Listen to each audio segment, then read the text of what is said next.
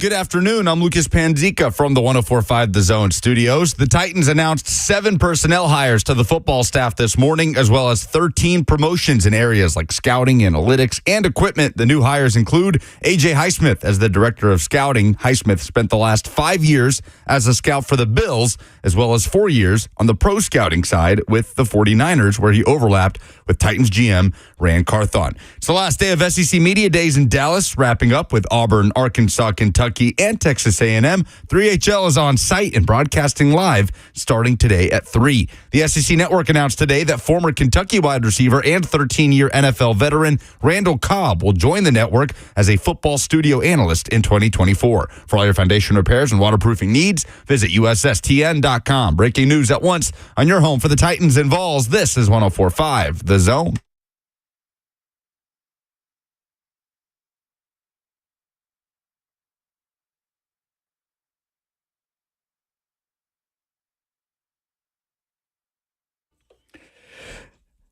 Last day, best day of SEC Media Days. Day 4 as Arkansas, Auburn, Kentucky, and Texas A&M are making their way around the Omni Hotel in Dallas, Texas. Good afternoon. I am Joe Hunk, joined by B-Hop Brad Hopkins on 104.5 The Zone. Blaine is taking a little bit of a siesta for the next few days. God, man, don't we all need that? That's a live look in. I don't even know that he snores, so that may be very wrong. Didn't y'all live together? How do you not know? We didn't share a bed, bro. It doesn't matter. He had his own room. Look, I have roomed with people. I've lived with people. I have been in the same building as people. You can hear people snoring. That's a problem. That's called sleep apnea. No crap. That's called get a machine so you can breathe while you're sleeping. Get you one of those little face things. Right. Yes. Where you wake up and look like an octopus has been on your face. Absolutely. You do. I don't need that. I just didn't know, like, one night. No. B-Hop had to go to the restroom. And when it was a stormy night, he didn't come and spoon with me because he was scared of the storm. It didn't happen that way. That is a travesty. I don't know what kind of roommates you were having. That's a travesty that didn't happen, as a matter of fact. Just curious. You said you were doing the snoring sound. I just didn't know. Because you said he was, I don't know what you said he was doing. He's taking a siesta. He's taking a little bit of a break. Time out, Brand. What happened to your face? God bless. Okay, see, look, I got into a fight. Just kidding. What happened is I went to trim the beard, and I trimmed it just a little bit too short. And so with the beard and the way that I design my beard, which is to come to a point, I hate my chin, I got it too short, so I had to shave the whole thing and start over. So if you give me you're going to be here all the way through Tuesday. By Tuesday, it'll be back to normal. Full beard. It'll be full beard, back to normal. Yeah. I grow hair, and I could look like Bigfoot if I didn't shave my face. I bet you had a beard in 8th grade, didn't you? I had a beard. I remember I was 11 years old. We were playing in a state tournament in baseball. Yeah. And I used to have to carry my birth certificate around with me everywhere I went. Everywhere I went, because I already had a goatee. So how many times did you hear this joke? Hey, did that kid drive the bus? Oh, no, actually, no. This is the one it was. I'll never forget it. I was playing first base, state championship game. We were about to rule a team for the state championship. It's all part of the story, because one of the parents over on the other side is, of course they're whooping us by 10. That guy drove up with his son that's playing in center. That totally makes sense. He did. That's what they said is, yep, his son's playing center, and I saw him driving up. That's his car back there. Yeah. And so from they're there, going out for beers after the game. Absolutely. What y'all celebration at? Y'all going to go and y'all got a keg back there? Of course you're beating us by 10. So that's what it was. So yeah. So in matter of fact, when I started playing baseball up here for travel ball when I was 13, I always had to have the birth certificate. Yeah. Everywhere we went, always had to have the birth certificate, because I had a goatee or a beard.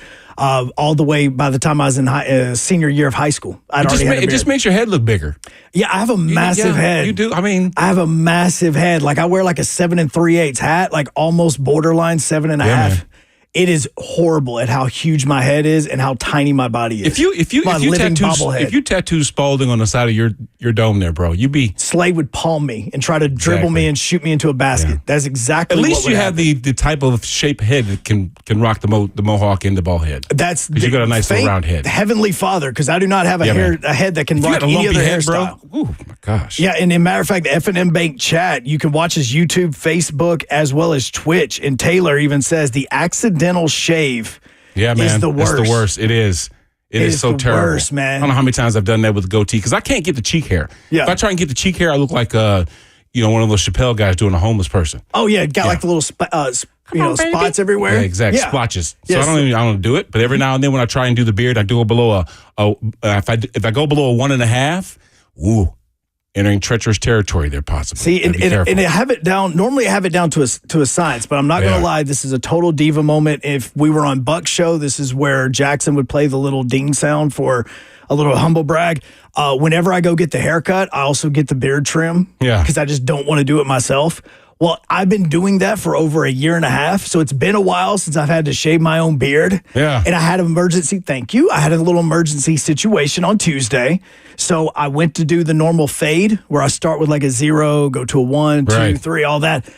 I skipped a number somewhere. You did. You did. You skipped it. I skipped a number. You went from like a 3 to 1. Yeah, and then I had where, if you remember, like in the early 2000s, they had the little like hair down the middle of your chin look that a lot of guys have. Okay, so look up a pitcher named Billy Koch. He used to be the closer for the Oakland A's. Dude was amazing. But he had this like one little hair. It's the same look that the guy from Disturbed has. You know, he had like the little chin hair that just goes straight down. That's the way my beard looked at about 7 a.m. on Tuesday. Oh, the saver. It was that. And I'm just going, you know what? I've got to get rid of it. I had to shave the whole thing down and start over and let it grow back out. So that's why my beard looks the way that it does today, you just look different. I gotta get used to looking at your face. You know, I see you every day. I just don't get to see you like that. Oh, no, trust me, I didn't think it was that big of a change until my son walked up to me right after I did it. The hell out of him, didn't he? He did. He looked at me and he put his hand on my face and he looks and he goes, "What happened to your beard? What happened to it? What happened?" And I said, I just shaved it down a little, man. He says, "Grow it back." Right, exactly. Where's my dad? Thank you. I appreciate that, bud. You think they rock beards down in Dallas? No, they absolutely do. Like, they not only rock beards, they rock like the massive ones, like that whole one that'll go down to like your chest. ZZ Top beard. The ZZ Top beard. How has Dallas done in hosting this year's SEC draft? I mean, especially with the additions of Oklahoma and Texas. And it was unique. We talked to Brent yesterday about it, and you know, the SEC Media Days has traveled to multiple cities. Obviously, it's lived in Birmingham for decades. It has been in Nashville last year. It has been in Atlanta, and now it's been in Dallas. This has more of a Super Bowl feel to it. It is very well organized. It's not as hectic. I've been doing SEC Media Days probably for the last decade. So all of the locations that we've been to, I've been at some capacity working. And the Dallas one, just from what we've seen on television and the way that the media has reacted to a lot of things happening in Dallas, it looks like the city of Dallas is treating this the same way that they treated when they were hosting the Super Bowl. Like, it has a Super Bowl feel to it. It's very organized. It's not chaotic. If you've ever been and seen videos of what happens in Birmingham is total chaos. You have, right, because it's in a hotel, and like B-Hop, where you're sitting right now, and if you're watching on Zone TV, B-Hop and myself, we're probably about 10 feet away from each other as we're sitting. This is about the width of the hallway where in the hotel where this happens in Birmingham at the Galleria. Where you're sitting would be in one radio station. Yeah. Where I'm sitting would be another radio station. And the hallway is right in the middle, but the hallway is connected to a mall. So every random fan of any random team can just walk right up and down and through here. So it's total chaos. And when Alabama Day takes place, it's even more chaos because you're in Birmingham, Alabama, and you're 35 minutes away from Tuscaloosa. And so you have all these Bama fans that basically just take over the entire lobby, and there's 200 of them sitting in like a little small circle trying to get autographs from everybody throughout the entire day. So it's chaotic. Here, way more organized. There's people know where they're going and everything, and I think that that's really good because I feel like with 3HL and the amount of people that they have gotten on in the last 3 days, and even the ones that they're going to get on later on today, I feel like that because it is more organized, they have been given more access to a lot more people than what they normally are if they're in Birmingham or other locations because of how organized it is.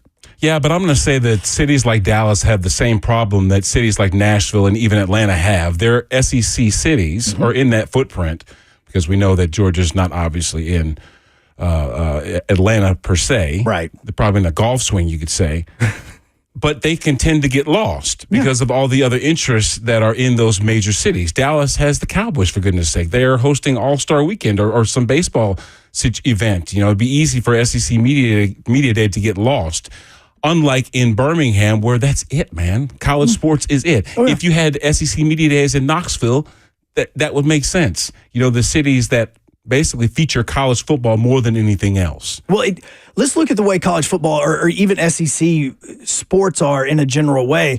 There's a period of time where even the SEC has quote unquote outgrown things. Like there are certain events that they have just kind of outgrown. The SEC Media Days in Birmingham, because of how big the conference has grown, they've kind of outgrown Birmingham. Now they'll be in the rotation, but now when SEC Media Days takes place, you'll see these videos from all the different radio stations that are there. Now you have tables all the way into the mall itself. Yeah. Like it will get to a point in time where we'll be overlooking the Chick-fil-A because there's so many different tables and radio stations there inside of the Galleria because of how big this thing is growing. So there are certain things that you just kind of outgrow. Like it is with the growth of the sport. Look at the way that, for instance, with Alabama, like the success that Alabama had in football, they outgrew the stadium. And so they had to expand the stadium. There's a lot of times, look at the way that Tennessee baseball has been right now. They have, in a way, outgrown Lindsey Nelson in its original capacity. So the way that happened is they then had to expand it. You can't do that in Birmingham, so you have to do it in Atlanta. The college football playoff and the way that is connected throughout other things, they have more room to work on things. Nashville, with the way that we had it here, same thing. Dallas, it's a massive hotel. It is spread out. I'm talking 30 and 40 feet in between the different tables and stuff. Like everybody has a lot of room, which is very similar to what you see during the Super Bowl. And so that's why, I think that's the way that this thing has kind of grown when it comes to SEC Media Days. It's also weird with Tennessee being the second day. It's kind of felt downhill for 2 days because we were so hyped up with Vanderbilt and Tennessee early on. And then after Tennessee, it's just kind of been like, okay, it's on this downhill slope. Yeah, that's because we heard Sark, we heard DeBoer, we heard all the players that were relatively new to this conversation with the additions of some of those other Big 12 schools. And then, it's the guys that have already been here, that have already maybe gone on their third or fourth year in a program that maybe there's slight, if any, expectation for them challenging, but yet that's why they're in the back. But think about that. Now we're talking about Florida in that vein. Florida itself. You see what I'm saying? Now that's not usual. The way we started this show yesterday, I looked up and Billy Napier was on the screen and I looked at Blaine and I said, "Hey, look, Billy Napier's talking for the last time at SEC Media Days." Why'd you say that? Because unless he goes 8-4, 9-3, there's no way the man's not gone. There's just no way. So you're saying there's no way in the world he's going 8-4? No, there is no way he's going 8-4. The way that this program is, and we're talking about the Florida Gators, the Swamp, all this, the mystique that this team had in the 90s and in the 2000s with Urban Meyer, and you're now talking about a program that may win 7 games this year. May. And that's with some help. They may win 7 games. There's no way that you can do that when you still have Florida State in your state. You have Miami. And now UCF is a part of the Big 12. Like, there's no way you can fall behind all of those schools and keep Billy Napier there. There's just not. Well, the one thing that you use in recruiting is the fact that you do play in arguably, and I'm going to always say arguably, the best conference in the country. I'm from Big Ten, so I'm always going to be honking my Big Ten honk, but I also understand where when you have a bunch of teams that come into the conversation pre-seasonally ranked already because of the level of competition, it's hard to push past that. And then of course recruiting, keeping those talented players that aren't going outside of the SEC to get a look at from the NFL. I mean, it just keeps to recycle itself. Look, Billy Napier may not even make it to Halloween. Dang. Like, he really might not. In fact, in the F&M Bank chat, Taylor says, pretty sure that Florida is going to lose 7 straight games to end the season. Now, this is where the conversation is talking about. Here's who's here their last 7 games are against. You have Tennessee on October 12th. Right. Kentucky on October 19th. They have an off week, and then they're playing, obviously, the Georgia game, the Florida-Georgia game. Texas, LSU, Ole Miss, Florida State. Those are all total losses. Here's the other thing is, before they play Tennessee here in Knoxville, they play UCF on October 5th, the team we just discussed. If they lose to Gus Malzahn in UCF in Ben Hill Griffith Stadium, he may not make it out of there from after October 5th. They might kiffin him, huh? They seriously may, because they still have to play Texas A&M and Miami before they even get to UCF. Florida may win 5 games, if that.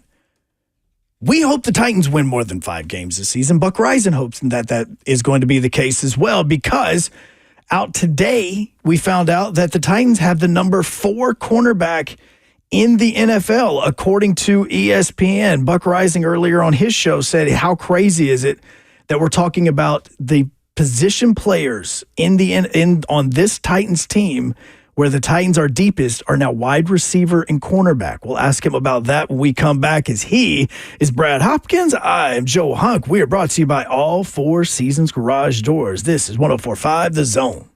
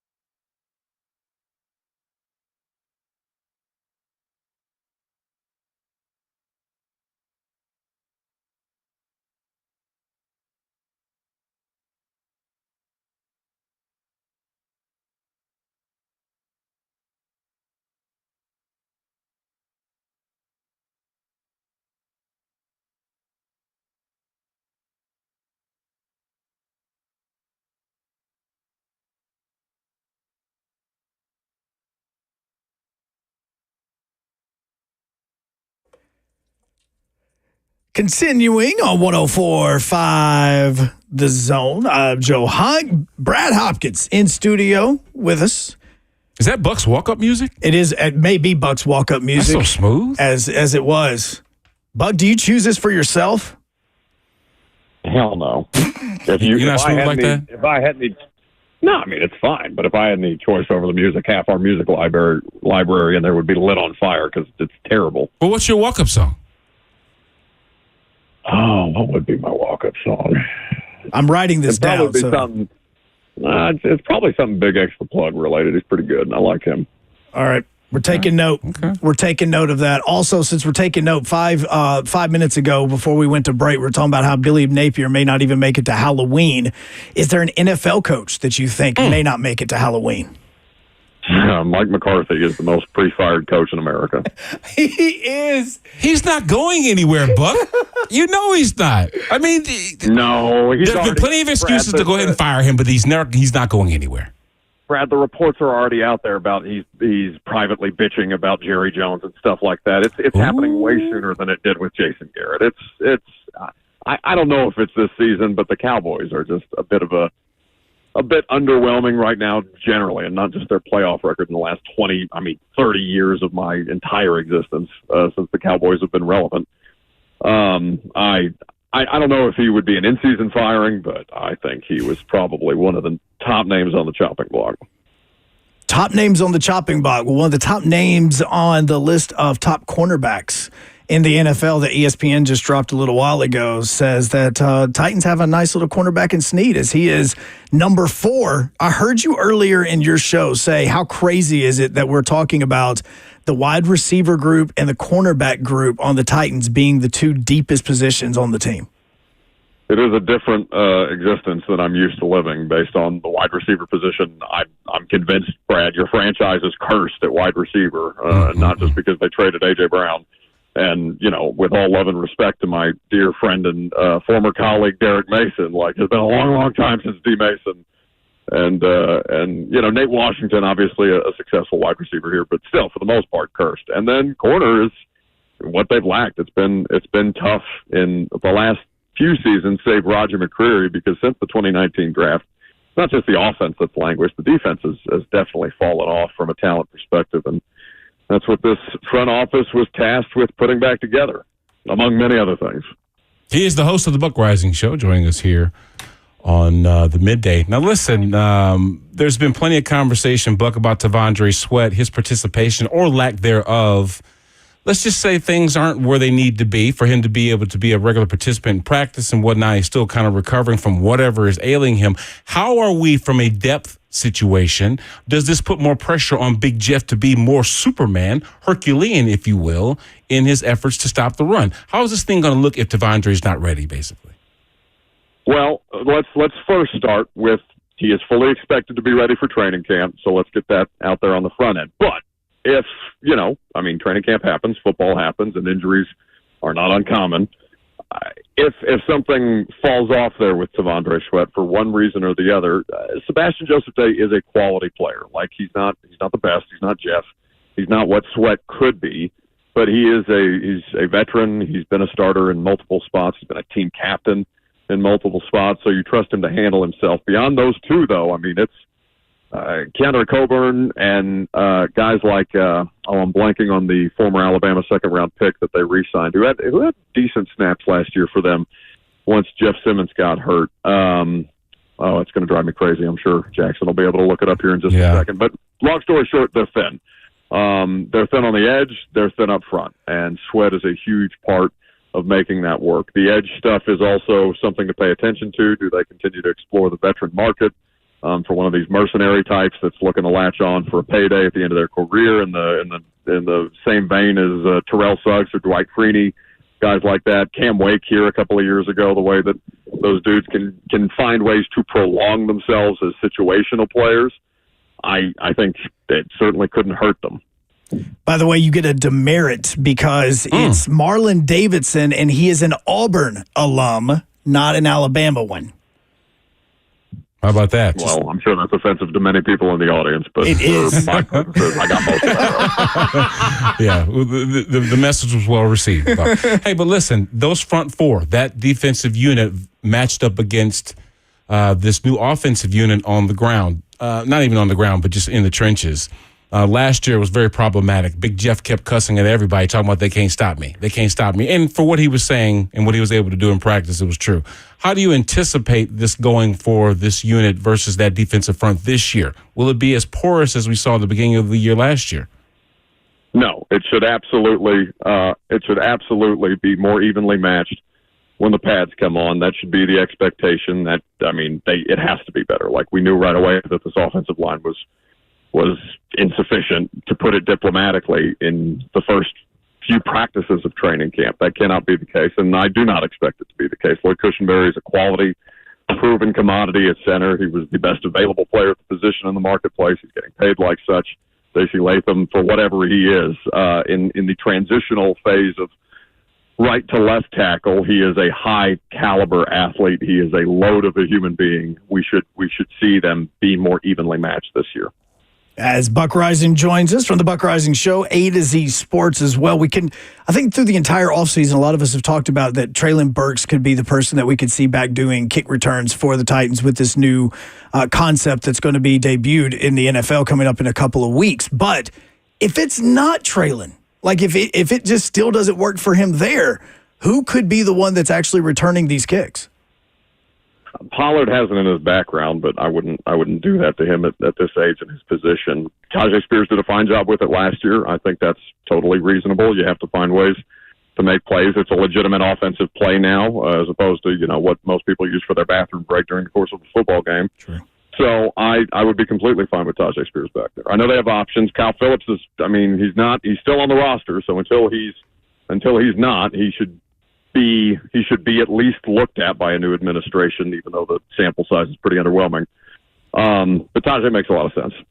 I just kind of wonder if there wouldn't be a rotation back there until someone separated themselves, Buck, as the true out-and-out returner, because the return game, that field position game is so pertinent. I'm talking about Tony Pollard could do it when Tajay Spears is set to start a series, or Tajay Spears could do it when Tony Pollard is set to start a series, unless there are established, roles, one being the day one starter, on a consistent basis over the other, and still throw Treylon in the mix there until someone separates themselves. What about that concept? Maybe using multiple guys. No, I like the idea of that, Brad. I mean, hell, with the way that it's being reimagined, coaches should be able to exploit legitimate matchups based on who their opponent is, based on what their kickoff coverage looks like, and stuff like that. I'm completely on board with that idea.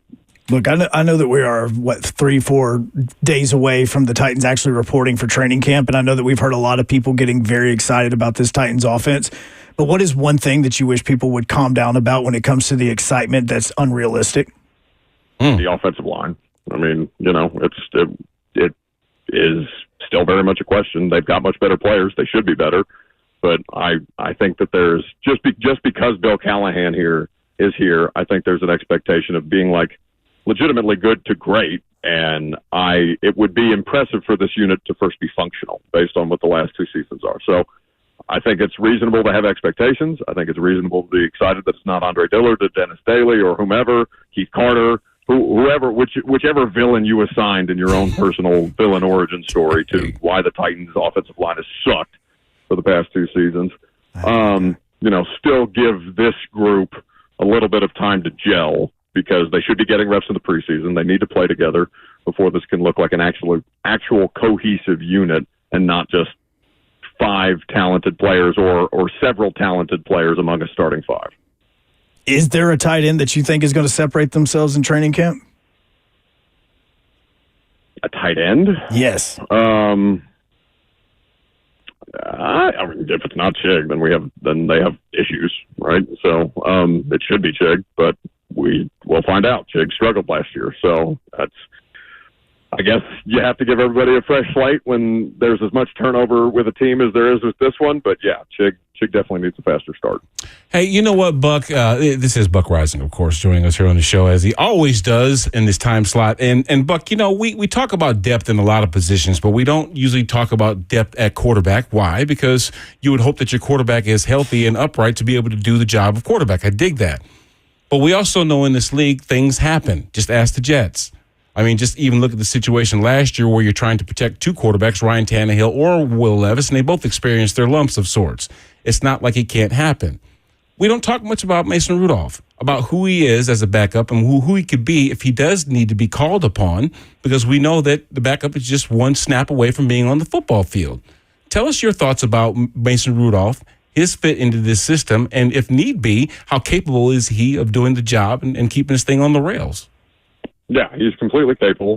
He's a quality backup. He's not had a tremendous amount of NFL starts, for example, but by evidence of the Pittsburgh Steelers regular season last year, and I know he didn't get it done in the playoff game. You're asking a lot of a backup quarterback there. But if you need him to play 4 games, all I can ask of a backup is to go 2-2, and I believe Mason Rudolph to be capable of that.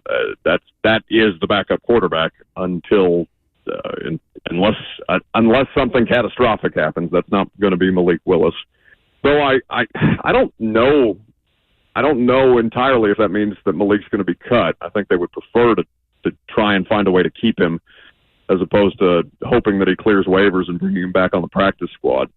But for Mason Rudolph, yeah, it's people should be thinking about him. People should be considering him. People should not just cast him to the side because there was only 9 starting quarterbacks in the NFL last year that played an entirety of the regular season. I believe there was 65 plus players that started at quarterback last year, a year after we had 66 players start. So your backup quarterback is going to play. It's just a matter of time. Buck, who is getting more benefit out of the coaching? Is it the offensive line being coached by Bill Callahan, or is it the quarterback position being in Brian Callahan's system? No, it's the offensive line. I mean, I'm sure Brian Callahan is really adept at what he does, and Charles London was really adept at what he did or continues to do. I can't remember off the top of my head where Charles landed or Pat O'Hara, but the night and day difference. And by the way, that's not a shot just at Keith Carter or Jason Hoteling. Like that would be basically any other offensive line coach in the country, save Mike Munchak, who Titans fans hold particularly near and dear. It's offensive line. Buck Reising joining us for another few minutes before we let him roll, and we have 5 days until that first practice. Is there another signing that you think is going to happen before we get to training camp? Yeah, I would expect there to be some movement on the safety market. To give a specific date, I wouldn't be able to do that, but I would expect there would be.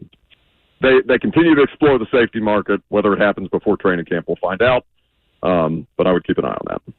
All right. He is Buck Reising Show, A to Z Sports. Man, we really appreciate it. Thanks so much for coming on with us every single Thursday. Thank you, boys. All right. Have a good one, sir. So now we have walk-up music for Buck, by the way.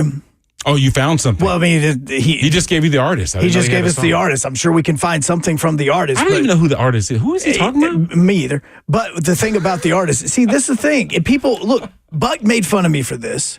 A lot of people have made fun of me for this when it comes to the music that I would be playing on 3HL and things along those lines. Yeah. 90% of the music that I was picking, I only listened to the first 10 seconds for the beat. That's all I'm listening for is the beat. Yeah. That's all I cared about.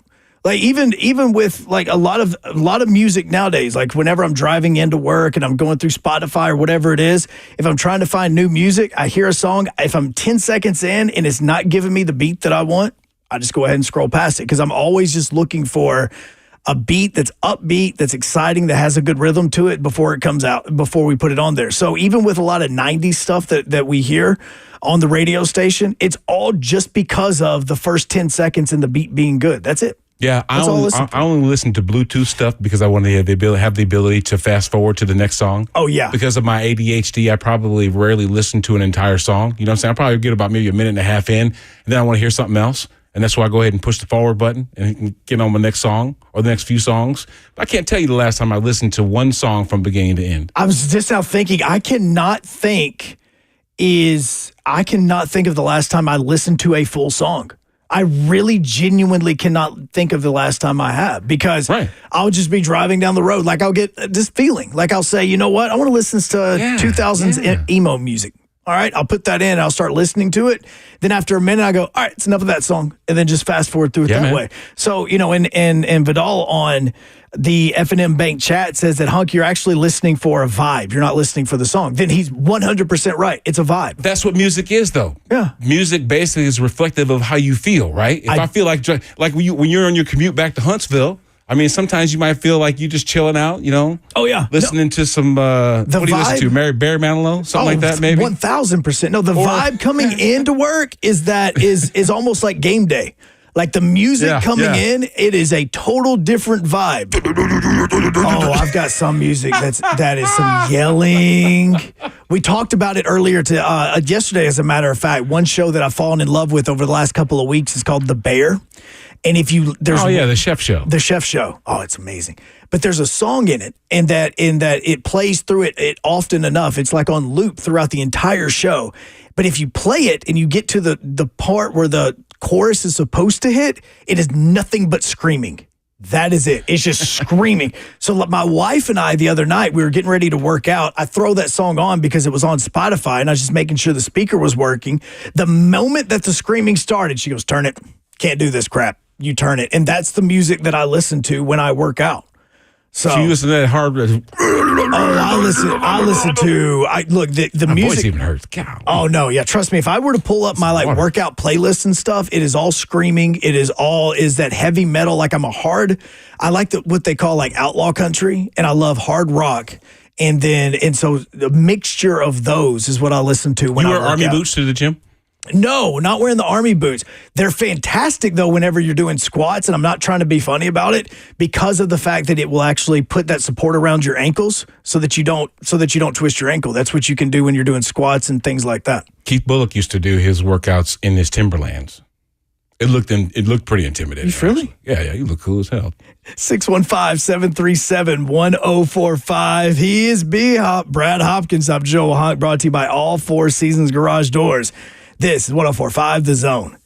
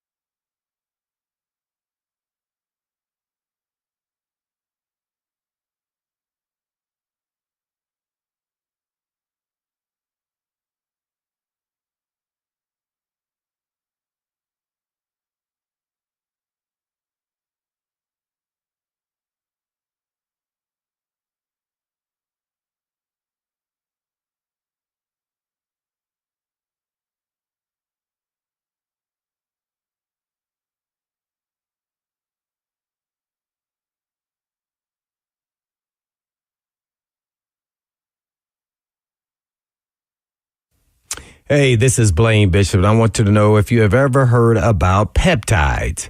And peptides are shaking up the fitness world, and they are naturally occurring aminos in our bodies. And as we age, they start to decline. And at some point, they may need to be supplemented. This is why our workouts can stop being productive at the gym. And maybe you feel like you've hit a wall, or perhaps you feel tired all the time. You may be struggling to stay awake in the evenings when you get home from work. Well, if you have the thought that this is just a normal part of aging, it doesn't have to be that way. Peptides are proven to increase muscle and performance, burn fat, and help with recovery between workouts and more. And peptides can even help with motivation and mental clarity. These are safe, naturally occurring aminos, not pharmaceuticals. A natural and holistic way to get your body back to peak performance. Plus, Edge Peptide Therapy has the most comprehensive blood panel around. So when you go to Edge, you will know exactly what's going on inside of your body and what it needs to get back to peak performance. Just like I did. So feel better from the inside out. So go to edgepeptide.com. Yes, that's edgepeptide.com, or you can give them a call at 615-724-1878. That's 724-1878.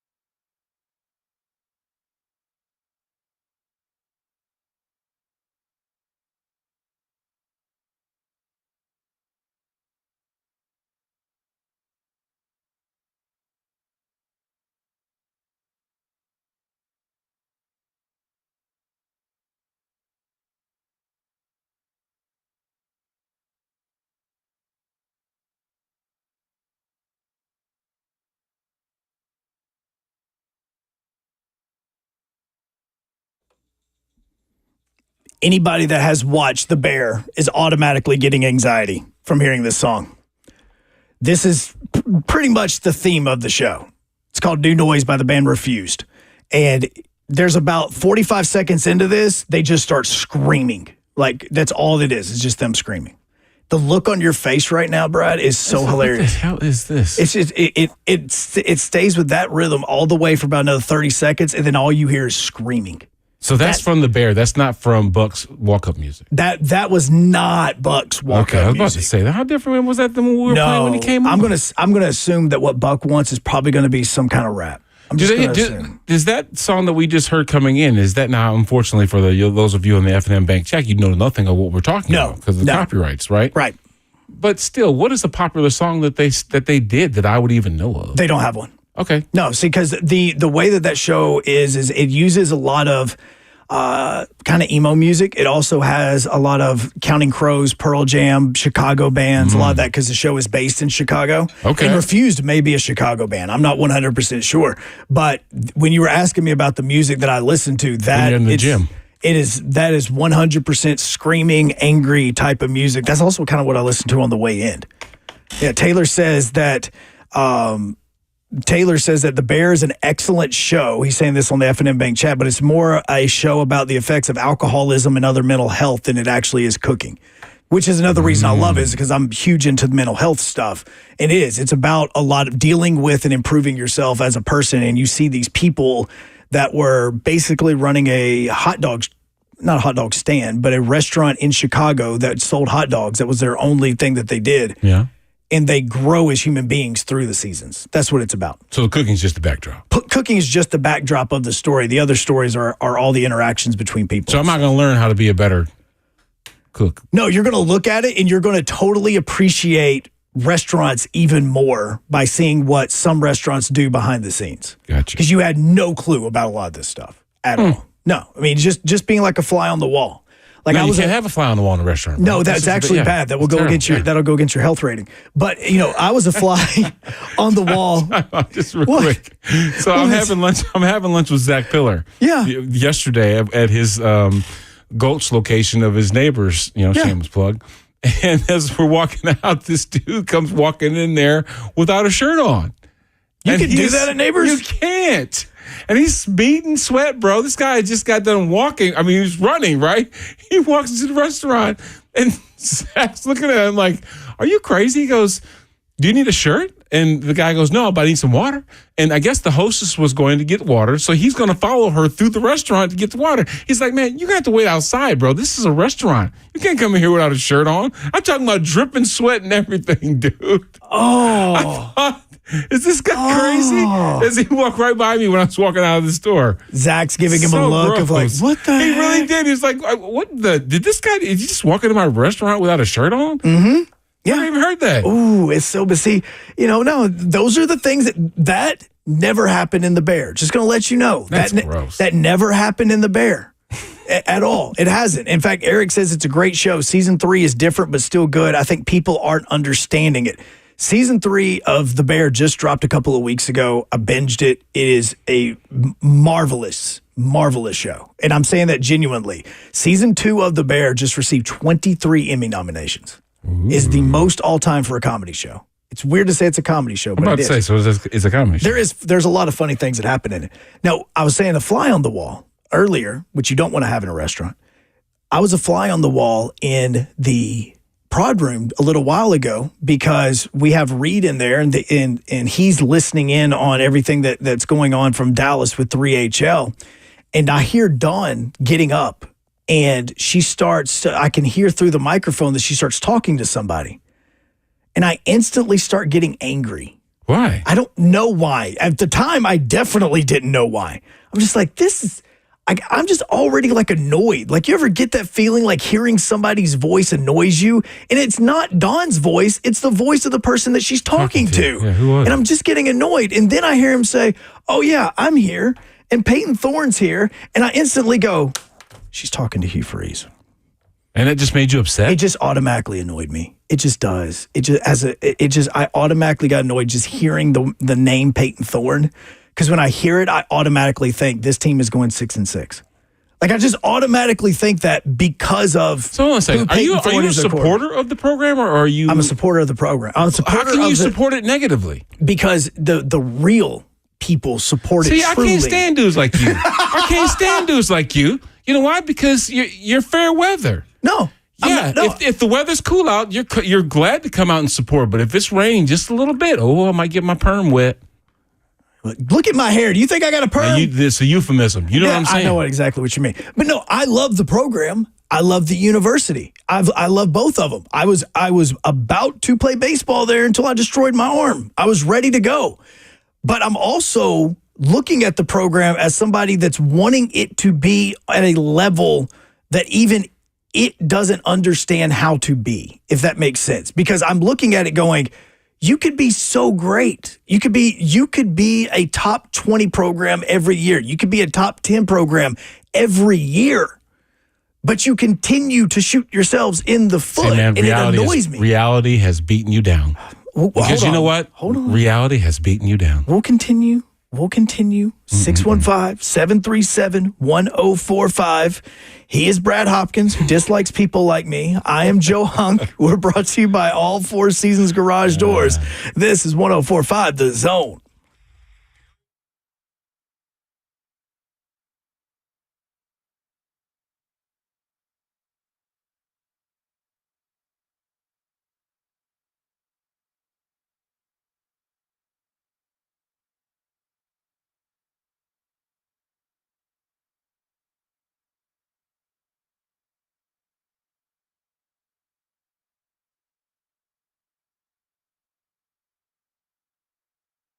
Hey, Tennessee, summer's in full swing and Cool Ray's here to make sure your home is ready for all the fun and the sun.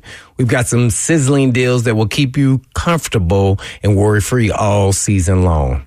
So ensure your family stays hydrated and healthy with free water quality testing, because nothing beats a refreshing drink of pure water on a hot summer day. So get ready for summer activities with a $500 off tankless water heaters and $250 off tanked water heaters. Perfect for endless hot water when you need it the most. And don't forget to keep your home cool and comfy with our $49 AC tune-up. Working moms, and make sure your air conditioner is business ready owners. to beat the Tennessee Why? Because heat. Two Rivers Ford And this has been summer, doing let Cool business Ray with take care of your integrity for home so you can decades. focus Two Rivers on Ford, making the family South's most memories. trusted Ford So dealer. call us today and take advantage of all these scorching hot deals. Cool Ray, your trusted partner for a cool and comfortable Tennessee summer. So visit coolray.com or give us a call now at 615-570-0900. That's 570-0900, and Cool Ray, keeping Tennessee cool, plumbing right, and always lights bright. So many people trust Two Rivers Ford. Football players, working moms, business owners. Why? Because Two Rivers Ford has been doing business with integrity for decades. Two Rivers Ford, the South's most trusted Ford dealer.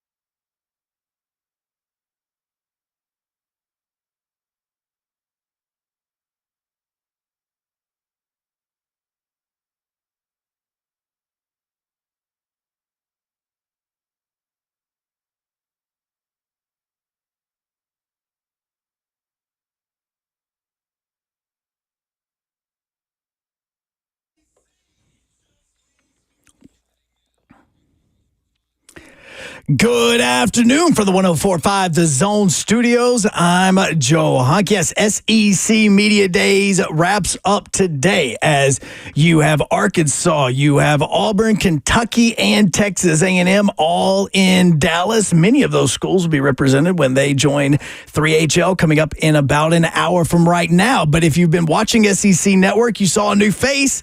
That face being Randall Cobb, the NFL wide receiver, the Nashville resident, as he will be joining the SEC Network as a college football studio analyst. Now, the question is does that now mean that he's retired? What's going on? Mike Garafolo of the NFL Network has said that Randall Cobb has not retired from the NFL and that he is still open to going back to the league if a team needs him, but he is just focusing on his broadcast career until that may happen. And you need to focus on going to USSTN.com for all of your foundation repair and waterproofing needs.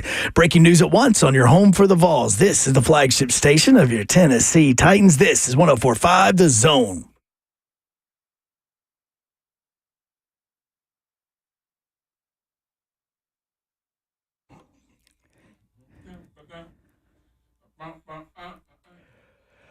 Final hour, best hour of the day, as he is Brad Hopkins. B-Hap, I'm Joe Hunk. B-Hop, not B-Hap. As we be happening when B-Hop's on. Oh, look at you rebounding. Come on now. Look at that rebound. Walk with me. Off the glass. I mean, that was nice. Walk with me. All Four Seasons Garage Doors brings you us every single day. But before we went to the break, we were talking about this. We somehow got into a conversation about like annoyances and just automatically just disliking something. And I was wanting to clarify this because we were having people comment on the F&M Bank chat, which you can do by going to YouTube, Facebook, as well as Twitch. And B-Hop was talking about the not being a real fan of the team because I'm automatically thinking they're going to go 6-6 and I'm hating on them. Like, was that it, or was I misreading the way? No, just your lack of positivity. Oh, I do not have positivity with the football team. Yeah. No positivity with the football team. It's just being real. And like, look, how many people, when you go back and you look at Tennessee, when Tennessee was, barely making it to bowl games or things like that, that you had Tennessee fans that are just going, we're bad. We could be so much more than what we are. We're making horrible decisions. This person needs to go. I don't know why this person is in power, why that person is at this position. Like, we hear a ton of it. People are going, you're crazy. There's no way that Tennessee is ever going to be one of these top tier programs throughout the country. And now you have the number one baseball team in the country. You have a basketball team that is one of the top 20 in the country, obviously can make the Sweet 16, Elite 8. You have now a softball program that was one of the best in the country. And you could even look at the way that the university as a whole is being ran, especially in the athletic department. And it's an everything school. Like, how many times have we heard people say now about Tennessee, they're an everything school?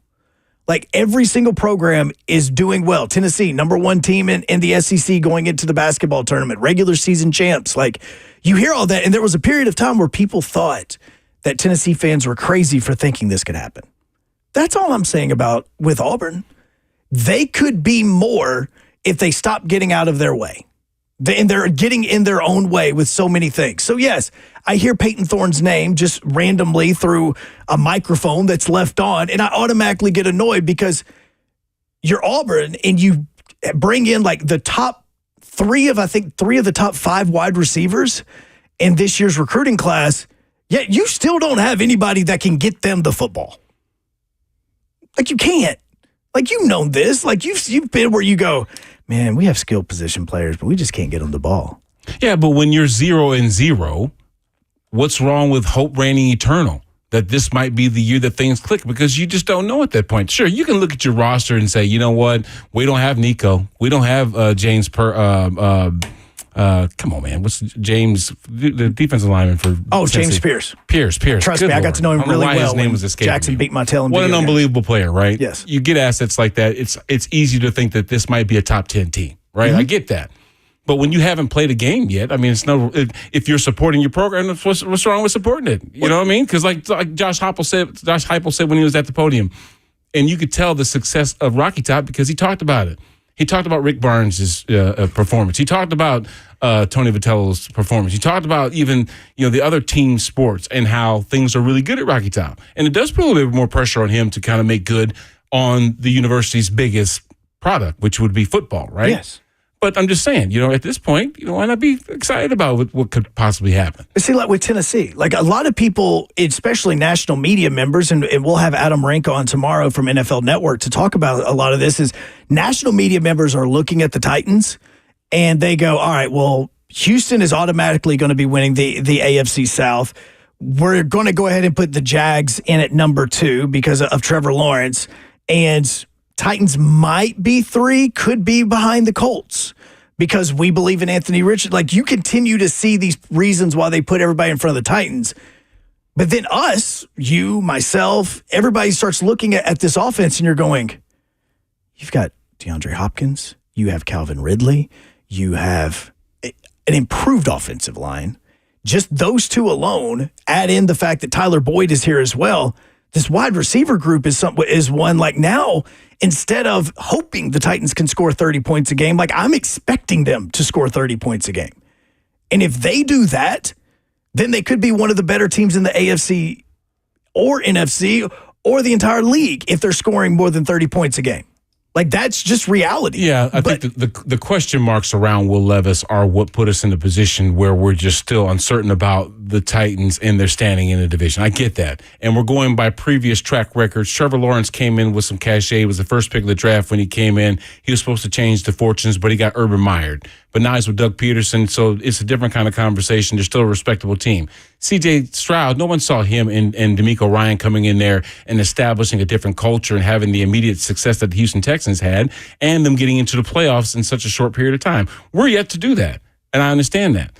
It's just right now, when we're looking at what could be, I think it's okay to get excited about this year. I think it's okay to get excited about the potential and stand on that versus saying, you know what, man, this team still might not be this and that or might not be this and that. I just don't say what we might not be. I just say what we could be. Right. And I get excited about this because of seeing it through the past few years and seeing this team struggle to pick a football off. I mean, seriously, there have been times where the Titans have went multiple games without even a turnover. Right. Like, they just can't, whether it's because they're not getting a fumble recovery or they're not picking the football off. Like, that has happened for many times throughout the past couple of years. And then you turn around, we talk about, can the Titans just score 30 points once? Like, just once. Like, it would be nice to look up on the scoreboard at Nissan and have a 3 in front of the other number. Like, it would just be cool. Can we do that? Like, we're not talking about every single week, but if the Titans last year averaged almost 18 points a game, it was one of the worst point scoring averages in the NFL. If they were just, we'll say 5 points better, not a full touchdown, just 5 points better, where it was 17.9, you go 5 points above that and you're saying 22.9.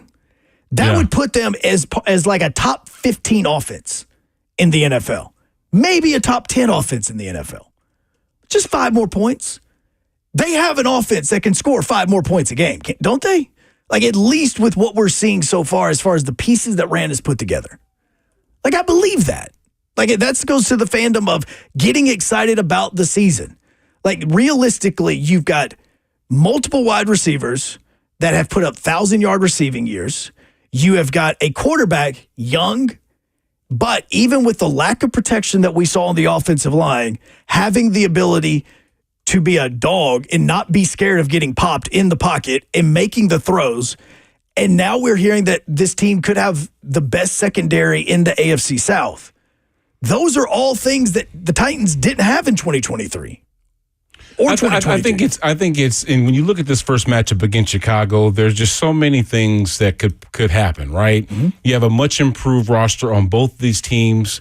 Of course, Caleb Williams, he's going to move the needle on some instances, but the quarterback position has been somewhat of a an issue for Chicago over the years, right? But when you surround him with the weapons that they've surrounded him with on both sides of the football, you got to say that this is a different team than the one that afforded the luxury of picking first the past couple of years, okay?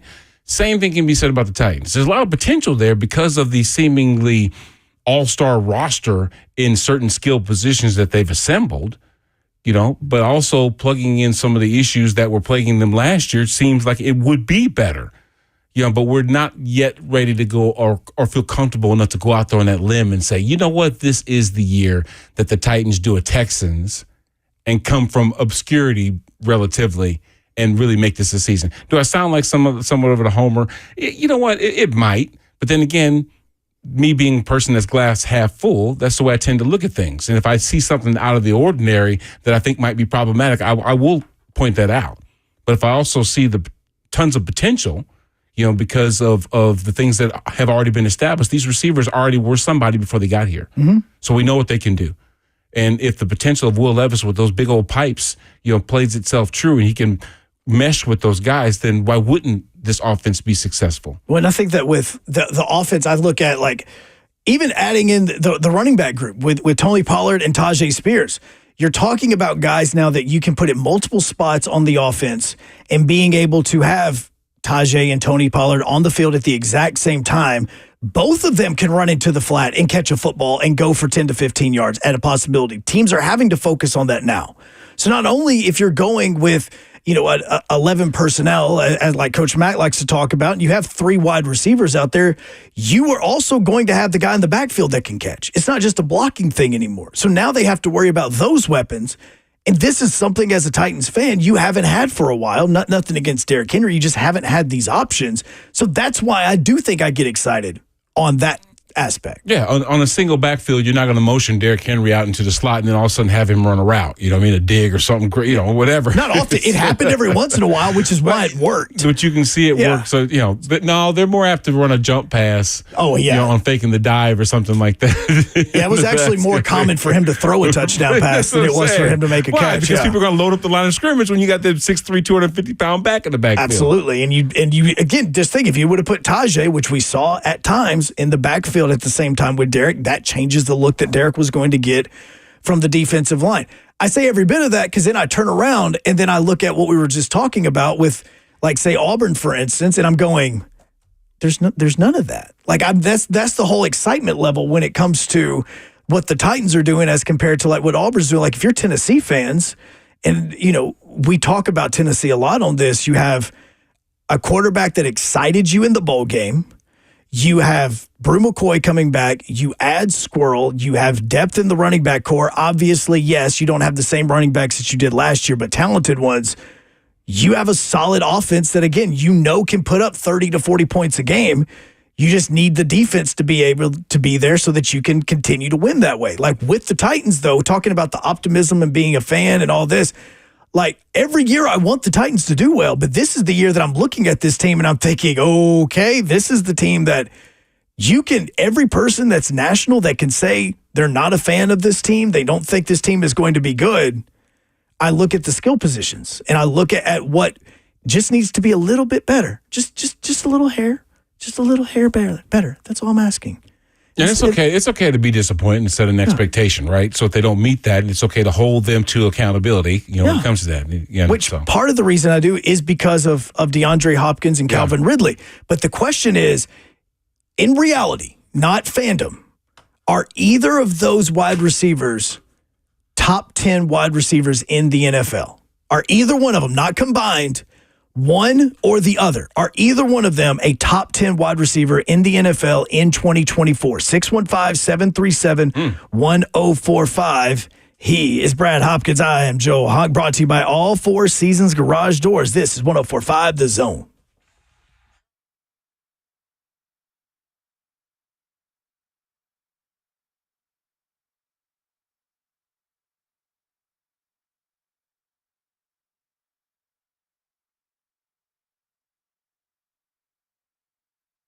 Hey, this is Blaine Bishop, and I'm excited to tell you about Tennessee Orthopedic Alliance, or as you may know them as TOA. And TOA has 29 locations, over 100 orthopedic physicians throughout Middle and East Tennessee to take care of all your musculoskeletal needs. In addition to their orthopedic clinics and urgent care facilities, TOA offers physical therapy, hand therapy, and sports performance training for teams and individuals at their sports performance centers. And as a former professional athlete, I know how important access to expert orthopedic care is. So whether you're an athlete, active adult, or just looking to get back to living your best life, you can visit TOA online at TOA.com. That's TOA.com, or you can just give them a call at 1-855-NEED-TOA. That's 1-855-NEED-TOA.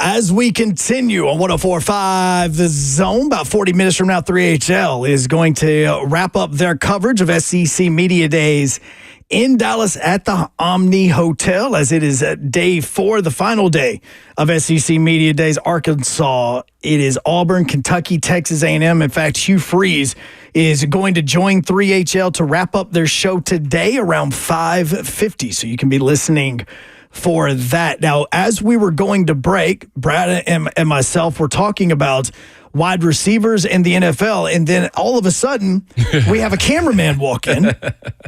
And as I'm sitting here, I'm going, Brad, what is this? What's going on? So we're joined now by Andy of News 2.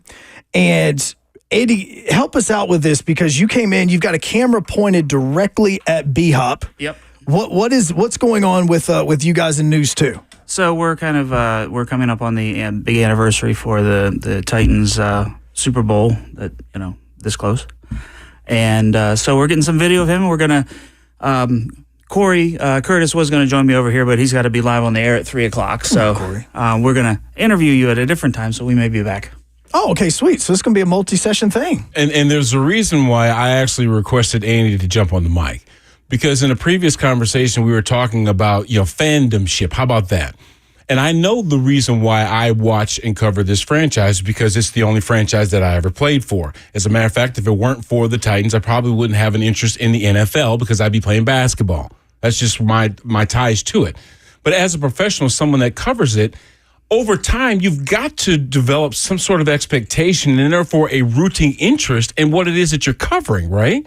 So how is it that you guys that aren't necessarily associated from the grassroots, like those of us that actually moved up here from Houston and that played games, you've been in here for, what'd you say, a year, Andy? 4 years here in Nashville. 4 years? Buck, you've been, Joe, I'm sorry, Joe. I don't know why I called you Buck. Anyway, Joe, you've been here for 3 years. I'm about to stretch so I can jump over this table. I mean, come on. Coming at me like a spider monkey. But the point is, you guys didn't necessarily grow up in this market to even understand exactly the history of the franchise itself. So how do you walk that line between having an expectation that is supportive versus realistic? No, Andy, I'll let you go first, because I know. I mean, again, you've been in here for 4 years. Yeah, I've been here for 4 years, but I grew up outside of D.C., so I was a Redskins fan growing up, which was easy to be when you had 3 Super Bowls before I was 18 years old, and I thought that's just the way it is. But when I moved away from Virginia, I first was in Louisiana, and the Saints didn't really take, and this was also through the Dan Snyder years, so it was easy to kind of push away the Skins/Commanders. And then since I got here, getting to cover the team, I mean, a lot of the guys I've gotten to know personally, and they're really cool. And I tell you what, watching training camp last year was the first year I spent the whole time following training camp. I have a newfound respect for NFL players. The stuff they go through for just training camp, not to mention all the practices, the regular season, and the games, that is brutal. That is brutal. I played sports in high school, and that was nowhere near. It's the hardest part of the year, Andy. It's insane. It's training camp is the hardest part of the year. Yeah, I mean, it's 100 degrees and you're out there. We can't wait for the regular season games to take place. Yeah. When you talk about a joint practice, Andy, when you cover, I don't know, where is Seattle versus the Titans going to be this year for practice? Is it going to be up there? It's here in Nashville. It's here. Yeah, it's here in Nashville. So you're going to get a front row seat of watching these guys in the most competitive situation. Why? Because it's not a game on the line. It's your performance. It's a job. I'm watching you and exclusively you go up against somebody that is your counterpart and doing your job, and we're going to grade how well you do it. And all eyes are on you. That's worse than a game. Yeah. Sometimes you get bailed out in the game. The guy throws the ball sooner than the guy that you just got beat by can get there. Or sometimes, you do an exceptional job and somehow this guy, whatever, something great happens and you didn't necessarily have anything to do with it. You've got nothing to hide behind when you're doing a joint practice or in training camp. Nothing to hide behind. No, and so that's for us going in through it. See, now when I grew up in Huntsville, which is, again, hour and a half, 2 hours away from here. And for my entire childhood, there was no NFL team close by. The closest one was the Atlanta Falcons. But when I started playing ball up in Tennessee, it was during the period of time when the Preds were coming to town and the Titans were starting to come to town. And so there was this excitement level for both of these teams. Like, I'll never forget being at Centennial High School on a hot summer day. Oddly enough, Blaine and I talked about this the other day. I was playing a doubleheader at Centennial High School, the day that the Preds were named the Nashville Predators. Like the ceremony was, all this stuff was going on, is being broadcast over the radio. Like I remember that. And I remember when the Oilers and you guys were moving to town, and my dad was telling me, hey, you know, the Nashville's getting an NFL franchise. So in the beginning, I was paying attention to that because I was like, I don't care anything about the pros. And so then when the Titans moved and they started to actually be the Titans and not the Tennessee Oilers, I got to go to a couple of games. I got to go to Arkadelphia's when it was Arkadelphia, and the passion for that started to grow in that way, that my fandom started to go, because it was the only team that I'd ever seen kind of grow from, you know, at the time, like nothing. Yeah. I mean, no offense. We didn't have a fan base, No, so right. There was no fan base whatsoever. It was okay to go, you know what, I'm going to be a Titans fan. Just like the same way there's people that have said, I'm going to be a Nationals fan whenever the Expos moved, or I'm going to be a Colorado Avalanche fan whenever the Avs moved from Canada over to Denver. Like, there are those instances. So I started paying attention to them. I loved Eddie. Eddie George was the very first NFL jersey I ever owned. And I started following the team that way, started playing Madden and playing as the Titans because I never really had a team growing up. And then that's where the fandom started coming in. Covering the team, that's where it's harder, especially if there's the passion there. Like we were talking about Auburn a little while ago. I used to work in Montgomery, which covered the Auburn Tigers, which was 30 minutes away from Auburn. Everything was about Auburn. I was tougher on Auburn on the air than I was on any other team because of what I just told you about. Because I analyze it in a way where I know what can be successful and what won't be successful, and what's going wrong and what's going right. The problem is like with college sports a lot of times, and Andy being in Virginia, he's seen this with the colleges there, is you also start to learn about the behind the scenes stuff. You start to learn about the boosters and all this other thing in college football, and it makes it so difficult to cheer for the university because at the same time, you know the people behind the scenes are getting what they want or not getting what they want. So the politics kind of. Well, you know, though, I will say in DC's instance, they suffer the same kind of problem that, say, Dallas, Atlanta, Nashville would suffer, in that pro sports is prevalent there. They have the Nationals, they have the Wizards, they have obviously the Commanders, and they've had a history of NFL in that city for a long time, to where it's hard for college football to kind of have a stronghold in there, right? Right. But I will say this, just listening to the passion that Andy had, remembering the 3 championships before he was 18, that came with him. Would those people that grew up here that watched us go through our Super Bowl run, I say run because there was a few conference championships in there, or at least conference championship appearances, would that then move to another city if they had to? You see, because he still has that loyalty to that team in a sense, but not right. But see, okay, so what if all of a sudden what if Jaden Daniels, and that's Jaden Daniels is, or is it Drake? Jaden Daniels is in Washington, right? I'm getting Drake May and him confused. Yeah. Drake May is in New England. Yeah. But if all of a sudden Jaden Daniels and the Commanders start having super success and they went to a Super Bowl, would you not then connect your past history, like, oh my God, I used to watch this team when I was 18 watching them? Not really, because I've been away from Virginia for going on 8 years, and because of, and it's a unique situation because of Dan Snyder and my almost Dallas level hate. Politics. Yeah, behind the scenes politics. Because of my level of dislike, it would usually be like week 2 or 3, and if they were 0-3, I'd be like, here we go. And I would watch any NFL game. I mean, I love the Red Zone. That's what I watch on Sundays. Unless it's like if there's like if the Titans, when they're playing the Texans, then I'll switch over and watch just the Titans game. But it's usually that second screen is going to be for sure. That's the way we all do it, right? Well, and now with the team itself, I want the Titans to be successful because of the relationship that we have, as far as like what Andy was talking about, and being at practices, seeing the players, getting to know the guys by talking to them on a personal level. Like, you start to root for them because you want them to have the personal success. Like being on Titans radio, the way that that we are now, you know, I've been around Rhett Bryant enough that I want the Titans to be in a Super Bowl and win it, because I've heard so many stories about what Andy's here to cover, and that's that it's been 25 years since the Titans have, played in the Super Bowl and lost to the Rams. Like, I want the success. Like, I want to see Mike Keith have a Super Bowl call. That'd be beautiful. It would be. It would be. I want to see guys like you and Blaine and KD and all these players that were a part of that 99 team that still have to answer those questions be able to actually celebrate a Super Bowl win, because I have seen and heard stories of teams that have lost in championships in the past and how they were grateful and excited for the team that actually won it, because it put something in the fan base's memories that kind of lets that go a little bit in a way. And so having the relationships that we have and the fact that these players will come on 104.5 The Zone and talk to all of us at any point in time, whether, it's you start to build the personal relationships that makes you want them to be successful as individuals. And then you start loving the team because that's the helmet that they wear. So it's a little bit different in that way now because of the fact that we are so close, that you want them to be so successful because you are so close to the team. Yeah, just like people are rooting for the Chiefs to do something that's never been done in NFL history, which is win 3 championships in a row. Other than that, most people want to see them lose miserably because they are the successors, and people generally want to see those that have everything fail at some point. Right. It's just the way it works. Andy, you're in the studio to commemorate the 25th anniversary of us going to a Super Bowl. Yep.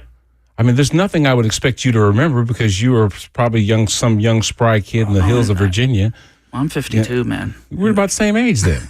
Okay, so much fun. I wouldn't expect you to recall that Super Bowl itself, but it has to go down as one of the most memorable Super Bowls in history. It was, right? and I have a tie to my sister's lived in Nashville since '96, and so I've had a little bit of more of a tie to Nashville than most people who moved here in the last 5 years, and so.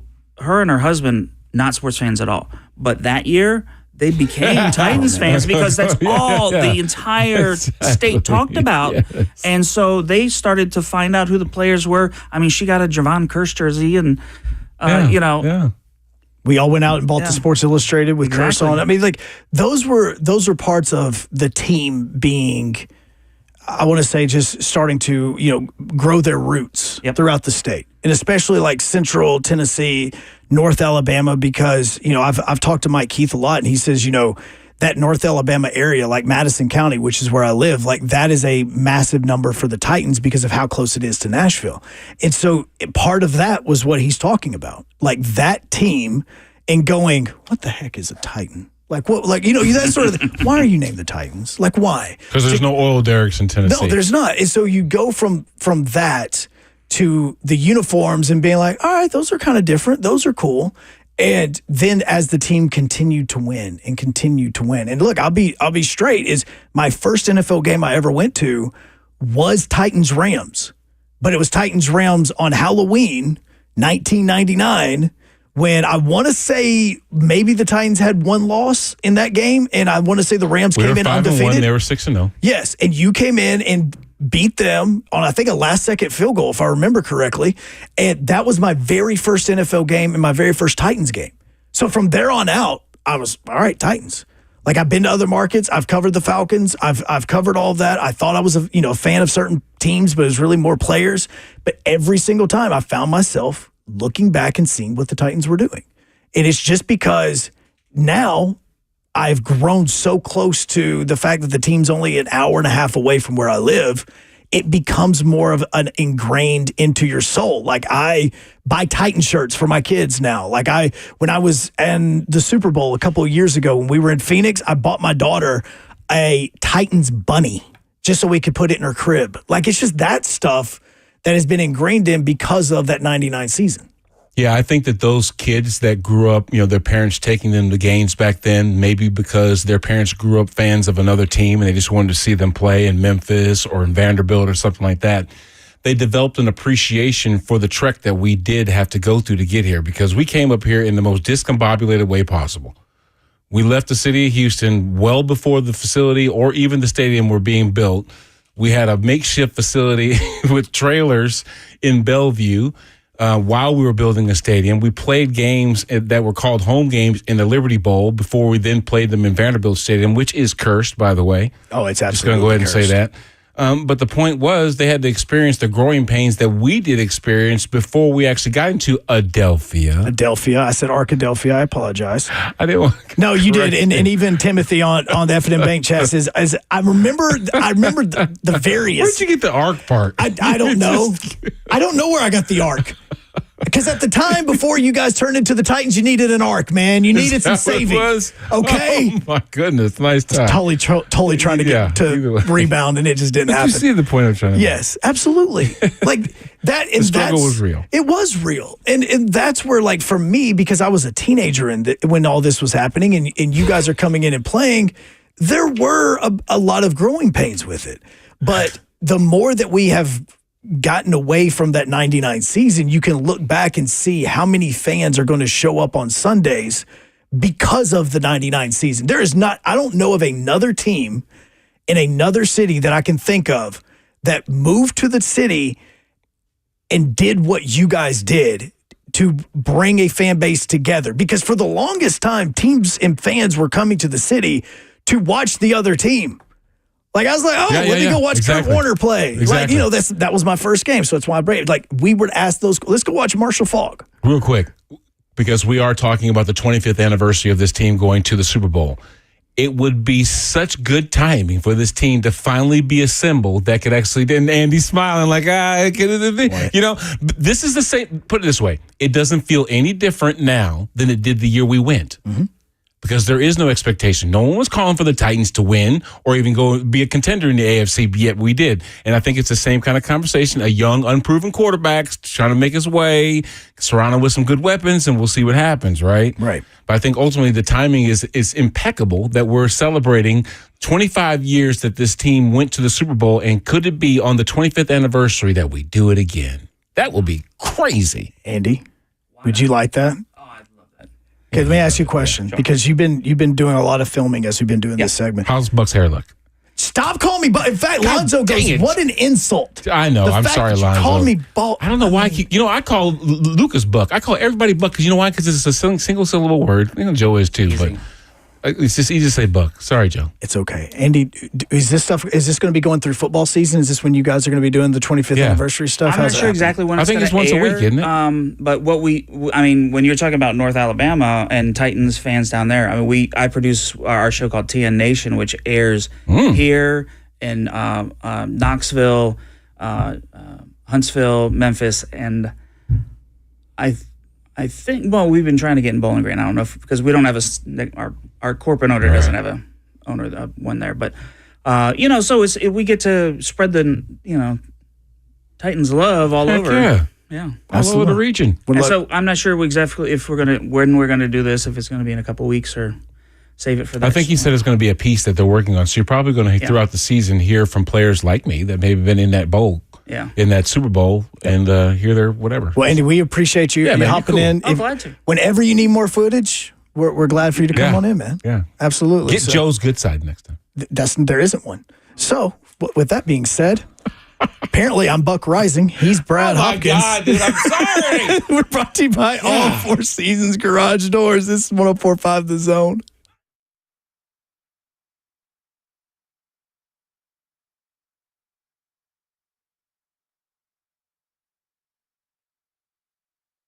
For many of you who have lived here a long time, you already know Eurofix has been in Middle Tennessee area for your European car repair needs now for 24 years. We've all gotten to watch them grow. And I don't know about you, but I love watching a hometown business take off.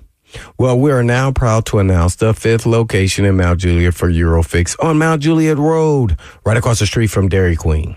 And Eurofix can serve you in Franklin, Hundred Oaks, Murfreesboro, Belmead, and now Mount Juliet. Pretty cool getting to watch a small-town mechanic starting in the barn of his backyard of a single-wide trailer and now grow to 5 locations repairing thousands of cars each month. And at Eurofix, you get a 3-year nationwide warranty and a free loaner car with every repair appointment. And all you have to do is just give them a call at 844-EUROFIX. That's right, 844-EUROFIX, or you can just visit them online at myEurofix.com. That's myEurofix.com. But I always tell them, Blaine,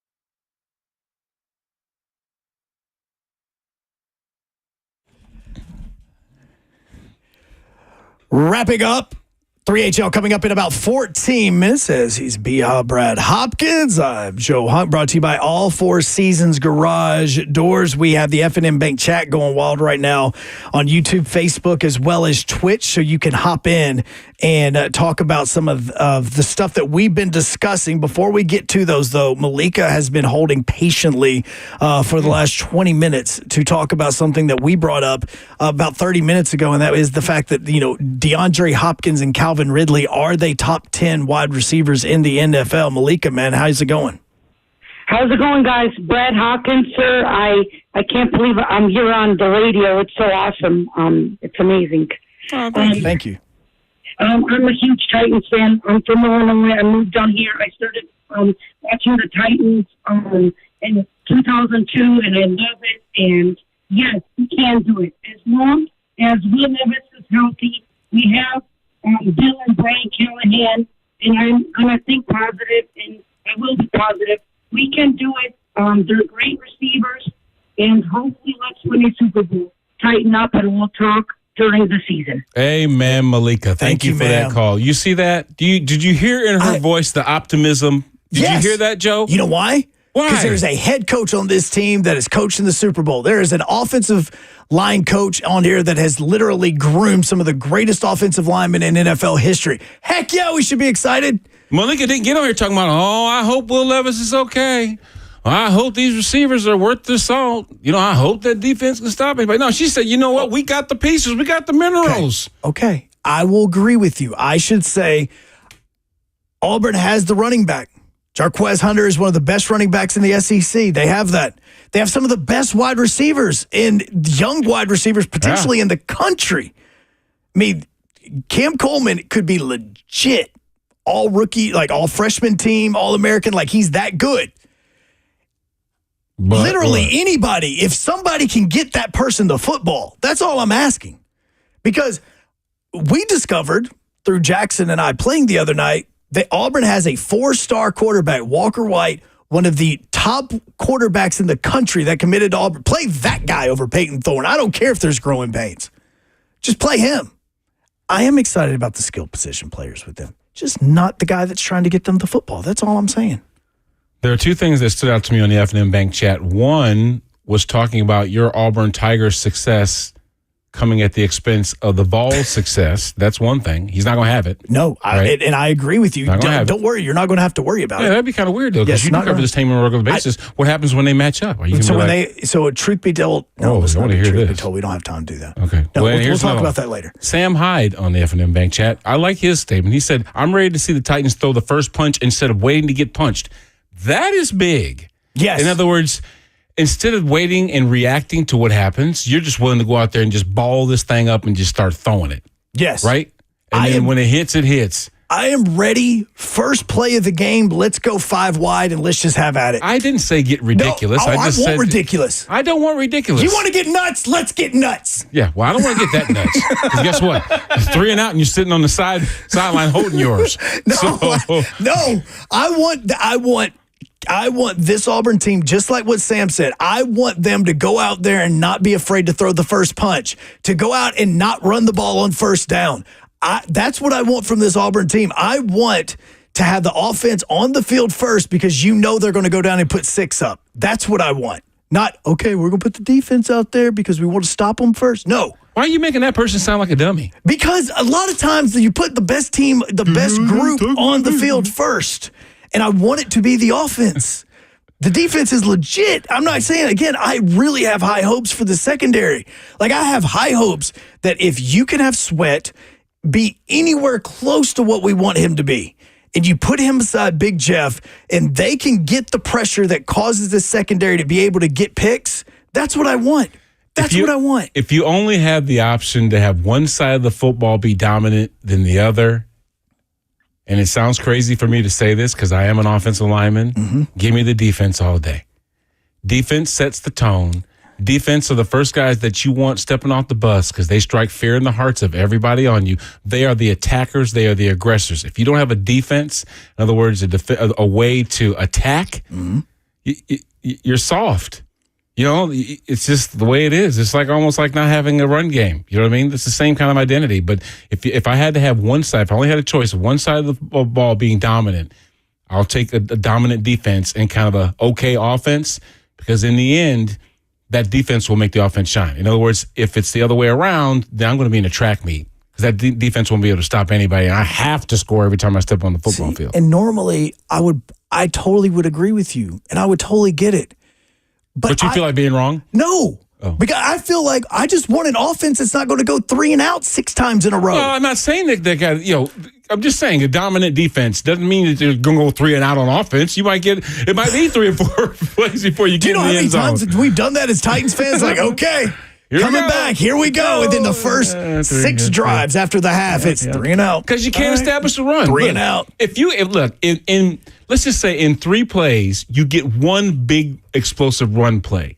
That means that you have manageable down and distance to convert third down, right? I don't disagree. You're not going to throw a short pass, because why would you throw a short pass when you go ahead and run a short pass? If you throw the ball, you're hoping to get some extended yards, right? That's a big play downfield. Yep. But you still have the potential of what?